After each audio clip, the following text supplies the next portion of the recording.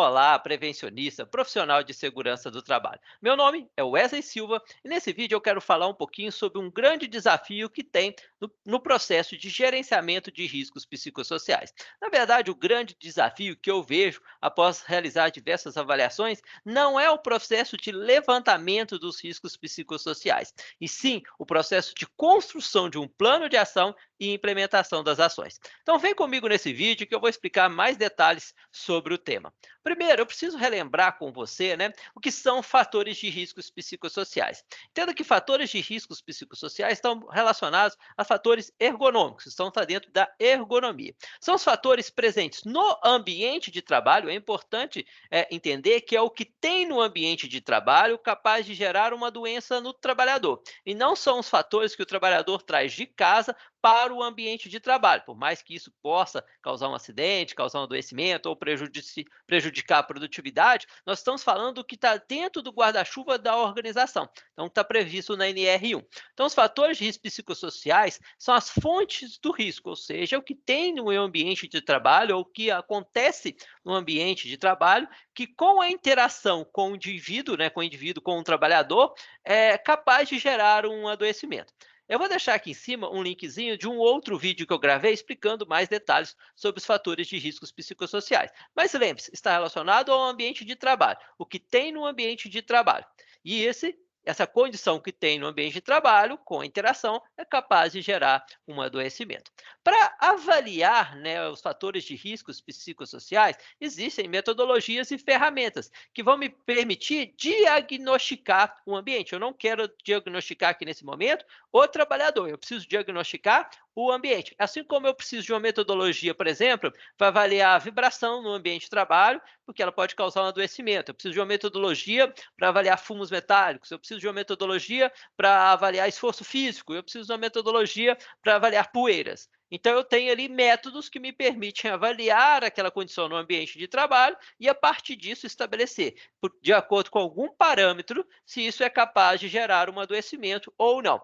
Então, quando eu falo de fatores de risco psicossociais, também existem ferramentas que eu vou utilizar, dependendo do tamanho da minha empresa, do que eu preciso, até mesmo da cultura, do grau de escolaridade, do avaliador. Então, são várias coisas que me levam a escolher a melhor metodologia. Então, eu posso trazer aqui, por exemplo, o questionário HSE, pode ser o protocolo de avaliação de riscos psicossociais, pode ser o PROART, pode ser Copenhague. Então, são ferramentas que me permitem, assim como o médico precisa diagnosticar um paciente, aqui a gente precisa diagnosticar o ambiente laboral e suas interações, e a partir disso estabelecer ações. Então, aplicando, se é de conhecimento do avaliador a ferramenta, se a ferramenta foi bem selecionada, se o avaliador tem acesso ao número suficiente de pessoas, existe uma relação de confiança e confiabilidade dessas informações, esse processo de avaliação ele vai ocorrer sem muito problema. É claro que demanda um certo tempo, demanda energia, demanda profissionais, demanda o processo de conscientização e conhecimento das ferramentas, mas ele vai ocorrer. Então, vai funcionar e eu vou ter ali um resultado. Partindo desse resultado, é que eu preciso começar a pensar, como que eu vou implementar ações para esses fatores de riscos? Assim como a gente tem para vibração, a gente tem alguma ação. Quando a gente tem ruído, a gente tem uma ação. Quando a gente tem esforço físico, a gente tem uma ação. Quando tem fatores de risco psicossociais, a gente tem uma ação. Eu acabei trazendo aqui um exemplo de fatores de riscos que foram identificados numa empresa fictícia, a Souza SA. Nessa Souza SA, a gente identificou, utilizando uma ferramenta daquelas qualquer, a gente identificou 3 fontes de risco, 3 fatores de riscos psicossociais, que foram condições de demanda no trabalho, pressão de tempo e intensidade nas tarefas. Vamos imaginar que dentro do nosso PGR, de acordo com a nossa metodologia, esse risco foi classificado como alto, tá? Porque obrigatoriamente, quando eu falo de um fator de risco, eu tenho que ter uma classificação. Então, ele foi classificado como alto. E aí eu tenho um outro fator de risco, que é a falta de autonomia no trabalho. Vamos imaginar que isso aqui foi classificado como médio. E um outro fator que foi identificado foi trabalho com demandas conflitantes, tá? Ordens contraditórias e metas incompatíveis entre si. Vamos pensar que esses fatores foram identificados em GHS ou funções diferentes, tá? O primeiro foi identificado no setor de acabamento, o segundo foi identificado no setor de engenharias e o terceiro foi identificado no setor de produção. Então, nós temos aqui 3 fatores de riscos em 3 ambientes de trabalho. E eu já quero te convidar nesse momento, né, que se você está assistindo esse vídeo, se puder, né, coloque aqui até aqui embaixo, né, nas descrições do vídeo, né, ah, que ações você iria propor, né, para cada fator de risco desse. Então, para cada fator de risco desse, o que você iria colocar? Então, é importante você começar a ter essa reflexão, tá? Que não é simplesmente, né, até vou trazer aqui como exemplo, né, quais são as ações que serão propostas e quem será o responsável pela implementação. Bom, eu vejo, na minha experiência como consultor, né, eu estou há 17 anos na área de consultoria e agora, né, que esse processo, que esse movimento de adequação, né, para a NR1, eu tenho visto alguns programas, né, PGR, onde a gente encontra ali no plano de ação ações como palestras sobre fator de risco psicossocial, palestras sobre saúde mental, palestras sobre qualidade de vida. Tudo bem, posso entender que essas palestras são interessantes, mas eu quero te provocar. Dessas palestras, quais delas vão atuar, né, como medida de controle desses fatores de riscos aqui? Eu não vejo relação alguma. Então, eu não vejo como essas medidas de controle vão tratar esses fatores de risco. Canais de denúncia, também não vejo como vão tratar esses fatores de risco. Então, cada risco, né, cada fator de risco tem sua medida de controle. Então, se você, que é profissional da área de segurança, por exemplo, e já tem essas palestras no PGR, eu te provoco novamente a se perguntar: essas medidas de controle estão atuando sobre qual fator de risco? Tá? Então, não vai se limitar a isso, que fique bem claro. E essas ações serão implementadas pelo setor de segurança do trabalho? Será que é o setor de segurança do trabalho que vai implementar lá no setor de acabamento uma ação para melhorar a autonomia do trabalhador? Será que é o setor de segurança que vai implementar uma ação que vai tratar sobre divergências? Então, espera aí, como que nós vamos trazer ações? Então, eu quero trazer aqui alguns exemplos, né, sobre ações a serem propostas. Mas antes, se você estiver gostando do vídeo também, não deixe de dar seu like aí, de curtir, de seguir o nosso canal, tá bem? Vamos lá. As medidas a serem adotadas a depender das causas. Então, eu preciso entender a causa. E eu entendi até agora o fator de risco, é como eu entender vibração. Mas como que eu vou propor uma ação se eu não sei de onde sai essa vibração?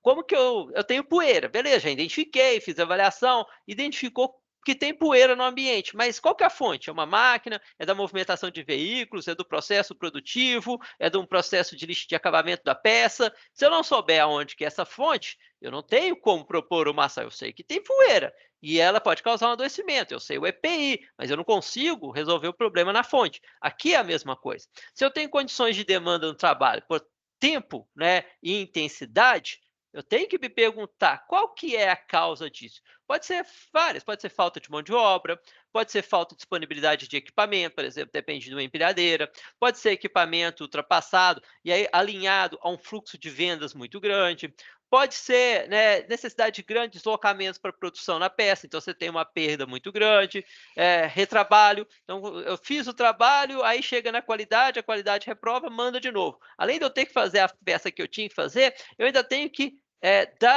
voltar para essa anterior. Então, na verdade, eu trabalho 2 vezes, então isso consome muito mais tempo. Então, observem que podem ser várias coisas. Pode ser falta de qualificação dos operadores. Então, tudo isso pode ser fatores que trazem essas condições de demanda e pressão por tempo e intensidade. Por quê?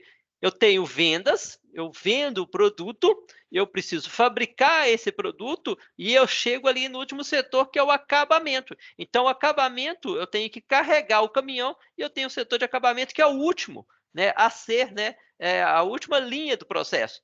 Então, me chega muito material e tudo fica dependendo do acabamento liberar. Então, existe aqui uma necessidade de eu verificar como que esse fluxo funciona, o que está tendo gargalo no acabamento e como que a gente pode reduzir essa demanda e pressão aqui nesse setor. Por exemplo, pode ser escalar um número adequado de funcionários, ou seja, trazer mais mão de obra, que eu reduzo esse gargalo. Pode ser necessidade de qualificação, pode ser necessidade de substituição de máquinas, pode ser necessidade de, né, alinhar com o setor de vendas, né, a quantidade de peças a serem vendidas e os prazos. Então, pode ser uma questão de prazos, tá? De se alinhar com os clientes. Então, implementar o processo presente de priorização de tarefas. Então, de acordo com o que o setor de vendas traz a demanda, o que, que eu vou priorizar?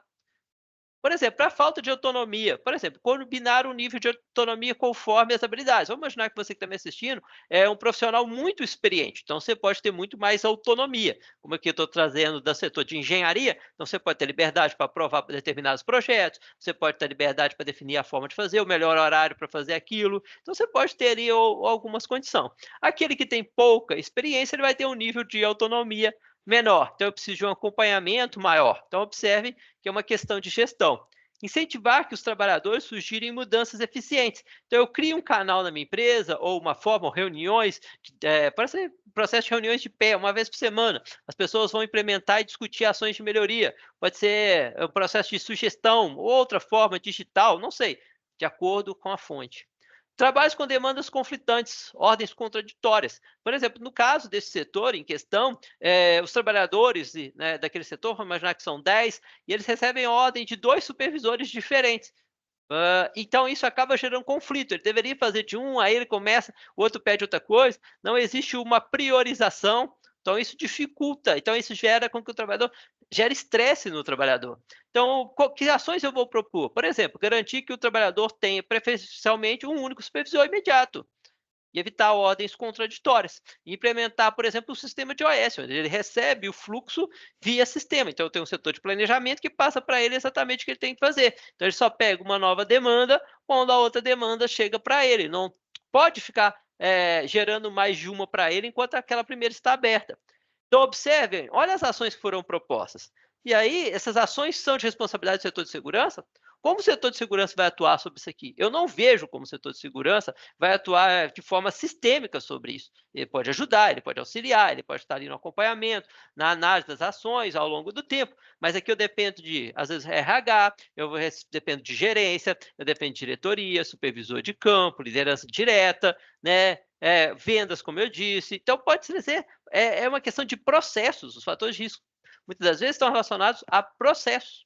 Então, espero que com esse vídeo aqui eu já tenha conseguido mostrar um pouco a complexidade. Então, se você achou, né, interessante aí, se gostou, né, como eu disse lá atrás, dá um like, porque me ajuda que esse conteúdo chegue a mais pessoas aí, né, sobre o tema, tá? Se gostou, ficou alguma dúvida também, me mande as dúvidas, mande as sugestões que nós vamos tentar trazer vídeos sobre o tema. E aí, para te ajudar também no processo, a gente tem um e-book gratuito, né, com mais de 30 perguntas e respostas sobre gerenciamento de riscos psicossociais. Então, você vai ler aqui na descrição aqui embaixo, você vai achar meus links das minhas redes sociais, você vai achar, né, um link para baixar esse e-book, onde vai ter mais informação para você. Aqui no canal também você vai encontrar mais vídeos sobre o tema. No LinkedIn, escreva alguns textos sobre o tema também. E também, se você quiser saber sobre cursos e eventos, provavelmente no momento que você está assistindo esse vídeo, nós temos alguma turma em aberto, então eu vou deixar os links também na descrição para que você possa fazer uma inscrição e participar do nosso curso. Se tiver dúvidas também, meu contato vai estar lá na descrição, você pode me chamar e eu vou esclarecer. Muito obrigado aí, espero que você realmente esse vídeo tenha agregado nas suas atividades e que te ajude a implementar, né, o processo de gerenciamento de riscos psicossociais dentro da organização que você atua. Aquele abraço e espero você em nossos eventos ou nos próximos vídeos.